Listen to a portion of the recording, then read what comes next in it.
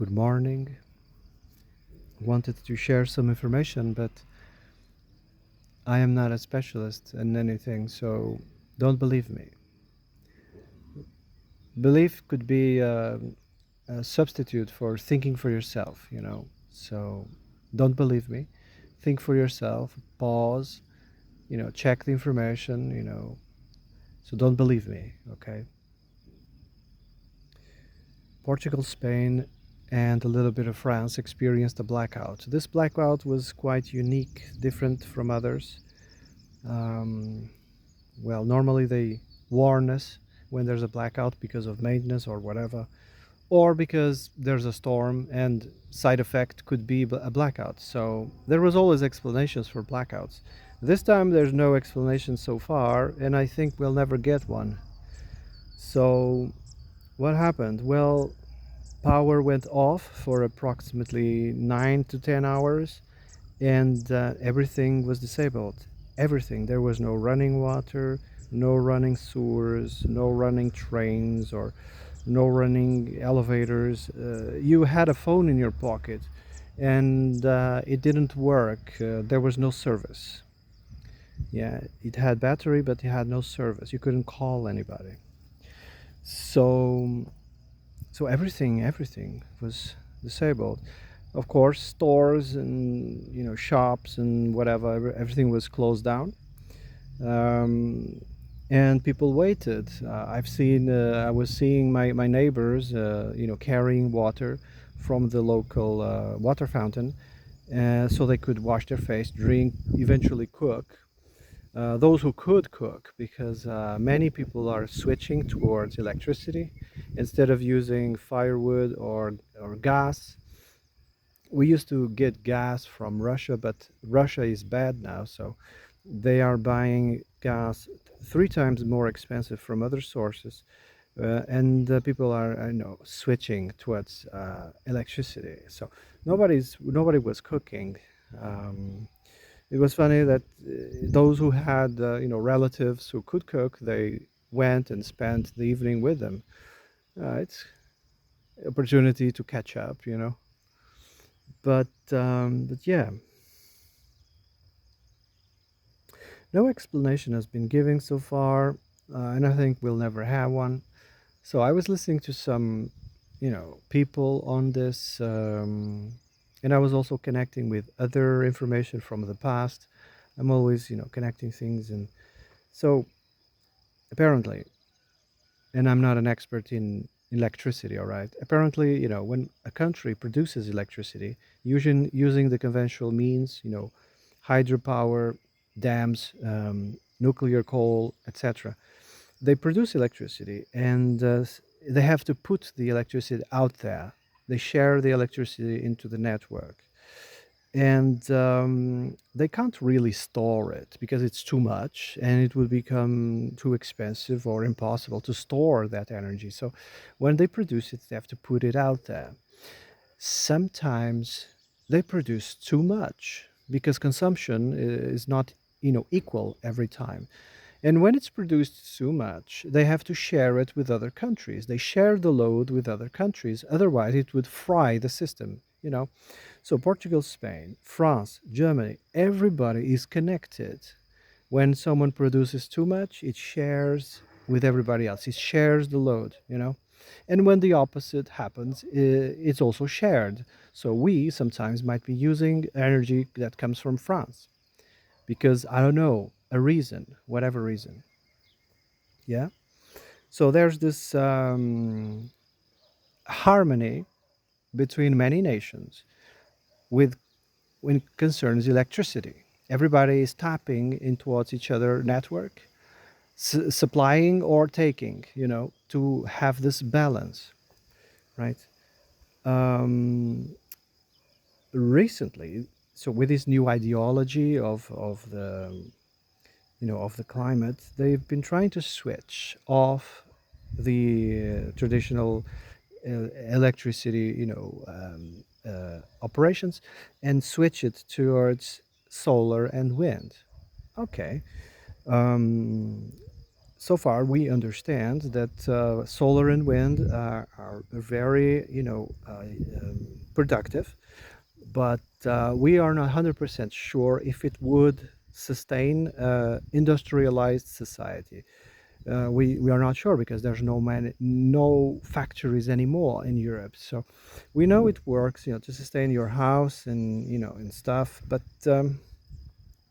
some people I've heard saying if we want to reindustrialize Europe, we would definitely need to go back to the traditional way because solar is just not enough, according to them. But then the opposition says we have to triple our solar panels.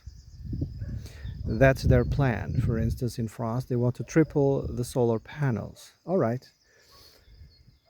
So what happened with this blackout? I suppose that they switched to solar energy exclusively, right? But at the peak of solar activity, which was around noon, that's when the blackout happened. I think there was too much energy in the network, so they had to switch it off, right? They had to switch it off because there was simply too much energy. When there's too much energy in the cables, in the high voltage cables that you see, those big, high in altitude cables that cross countries, cross forests and everything, those are high altitude cables. You can't overload them. If you do, uh, energy will literally manifest in the ground, sets everything on F. Yes, it sets everything on F. And mysterious, uh, spreads. I can't even say exactly words, but I think you know what I'm meaning. I don't want this video to get, banned. The too much energy in the cables overloads, literally emanates in the floor and sets everything on F, you know. Then, of course, you have conspiracy theorists that, oh no, it was Nikola Tesla death ray who did it. But if you were, a James Bond villain, right, you would only overload the cables and would, electricity would set everything on F, right? Which I think it's the case that happens in many, many places. But I don't think they will ever tell the public that, you know. So anyway, they switched to solar. And then the bot, AI, because everything is run by smart meters, you see, they disable and enable the solar panels depending on the usage, depending on the demand. The bot disabled them at the same time, it seems, because there was simply too much power. And then the Iberian Peninsula started, pulling energy from France to compensate, and that's when France also blackout. There was simply not enough, right? So this could have been avoided if they had a backup plan when these situations happen. Sometimes power goes off for I don't know, some minutes and it comes back. That's when another source is activated. You have to have an alternative to switch it on, like a hydro, plant or nuclear or whatever. It is there as a safety valve. When solar overloads, they switch it off and they compensate using another source, but it seems they've disabled all of those sources. We no longer have hydro or nuclear or coal. They've been completely disabled, so there wasn't a backup plan. That's why it failed, according to some people. The reason why it failed is because of that. There wasn't a backup plan. All right, I hope it wasn't boring, but that's what I got from this situation. Now, I talked about the bot, the AI smart meter thing. They are obsessed with switching, people with machines, because machines, I suppose, are more predictable, I think. Now, there's a new word in the zeitgeist. Yes, there's a new concept. They are saying AI is having hallucinations. Really? Yeah. There's this new concept in the zeitgeist. That's gaslighting. They wanted to gaslight you. Instead of saying the truth, they are, oh, it's hallucinations. No, it's not hallucinations. AI is just simply dead wrong. Yeah, AI is simply dead wrong. How does AI work? It just crunches numbers, it just works on statistics. It tries to predict the future by relying on numbers and statistics. That's what AI is. And guess what? The world is not statistics. I think it was Mark Twain that said there are three types of lies: lies, damn lies, and statistics. Statistics don't represent reality. Reality is happening constantly. There's no future, there's no past, there's just the now. Okay, you have to focus in the now. And the now is unpredictable, like the weather. It's unpredictable. People are also unpredictable. Yeah. But AI tries to crunch numbers, study all probabilities, and make statistics, which often are not correct. Even though all the numbers align, but it just doesn't come to be because what? The now is unpredictable. That's another thing why they chose the weather to be the bad guy in their religion.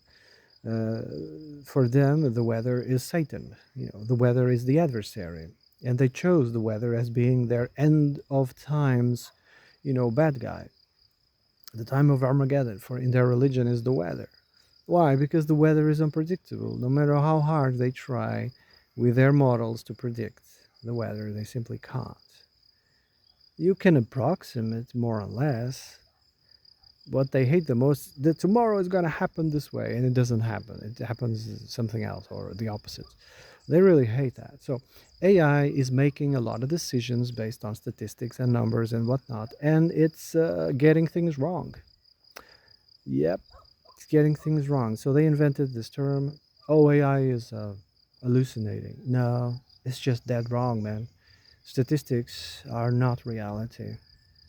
Okay, statistics are not reality. It's a form of gaslighting. It's distorting reality. You can lie to people. There's a lot of people who base their decisions on statistics and numbers. For instance, people who caused the crash, the world economic crash in 2008, they simply relied too much on statistics and numbers and whatever, and they set the world into chaos from time to time. They are firing people and replacing them with machines, but when everything starts collapsing, they will return to people again because people are more reliable than AI. I'm sorry. People are more creative, more intuitive, yeah? And we need people, not machines. Sorry. It's not going to work. All right. AI at best, I mean, could be used as a entertainment. Yeah. I've seen some awesome videos, to make comedy, to make comedy. It's good to make comedy. Yeah, it could be good as an entertaining, but not for serious things. I'm sorry. So these megalomaniacs like the Windows Zero guy or the Musky Musk man, I mean, they are all about AI because that's what they are selling. That's what's making the money. And I'm sorry, but it's not going to work. All right. I think I'm going to shut up now. Tell me what you guys think. Have a nice day.